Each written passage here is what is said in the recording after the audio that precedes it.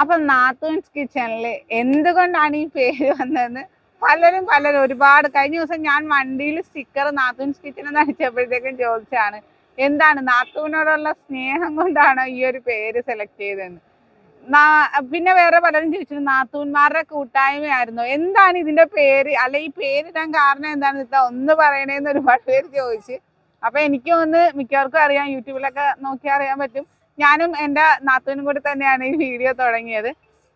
പിന്നെ കുറച്ചായപ്പോഴത്തേക്കും കുഞ്ഞിൻ്റെ ഒക്കെ അവള് ഡെലിവറി ഒക്കെ കഴിഞ്ഞപ്പോഴത്തേക്കും പിന്നെ ഒരുമിച്ച് ചെയ്യലും, പിന്നെ അത് മാത്രമല്ല രണ്ടുപേരും രണ്ട് തലത്തിലായതുകൊണ്ട് ഇങ്ങോട്ട് വന്ന് ഒരുമിച്ചുള്ള വീഡിയോ ചെയ്തതൊക്കെ ബുദ്ധിമുട്ടായി.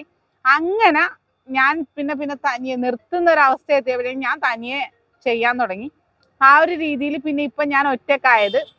അങ്ങനെ നാത്തൂന്മാര് രണ്ടുപേരും കൂടെ ചേർന്ന് തുടങ്ങിയ ഒരു ചാനൽ തന്നെയായിരുന്നു. അത് എല്ലാവരുടെയും സംശയം അതായിരുന്നു. അപ്പൊ അത് തന്നെയാണ്